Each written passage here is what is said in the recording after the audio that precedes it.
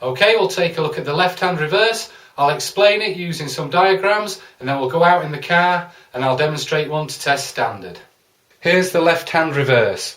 The purpose of it is to turn the car around so you can drive off the other way by reversing into a side road and driving out again. You would always choose a safe, legal and convenient place to do this manoeuvre, so you wouldn't do it at a crossroads or if there were too many parked cars around. So what we do is we set off from here and we've got to pull up past the junction 2 to 3 car lengths and about a foot from the curb. If you need to signal to pull up, make sure that you pass this point here. If you signal too early, people will think you're actually turning into the junction. As you drive past, see how sharp the corner is. Also have a look to see if there are any parked cars that are going to stop you doing it. From here, check all around, put it into reverse gear and come backwards straight with the curb until it looks like the back wheel is about to go around the corner. That's your point of turn.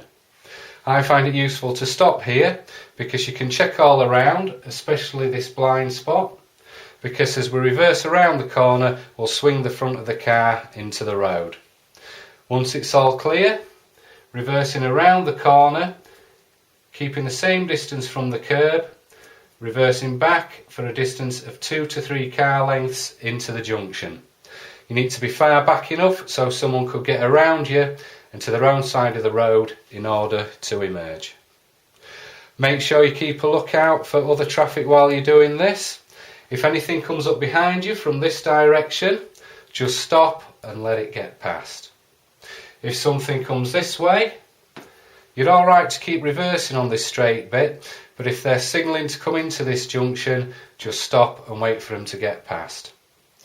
If you're halfway around the junction, say, and a car comes up behind you, make sure you see them early, get into first gear and move out of the way to the starting point so they can emerge from their own side of the road.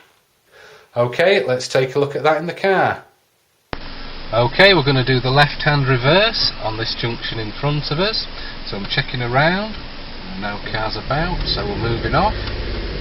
I'm checking the junction, there's no parked cars to stop us doing it.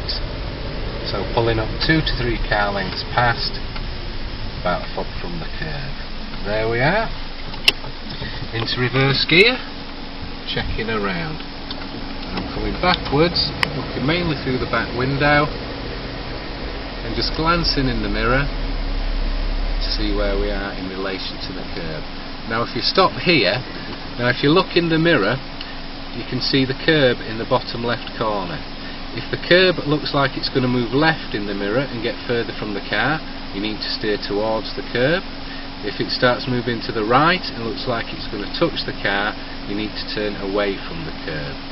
It's alright to use the mirror to see where you are, but what you can't do is dwell on it. You must be looking around and glancing in the mirror.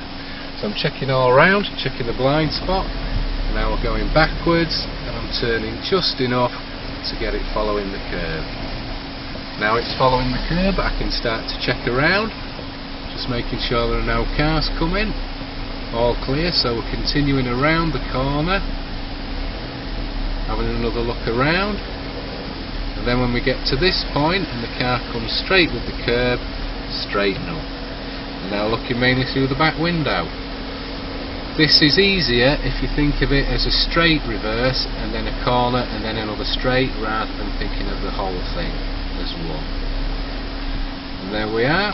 Okay, we'll take a look at that from the outside.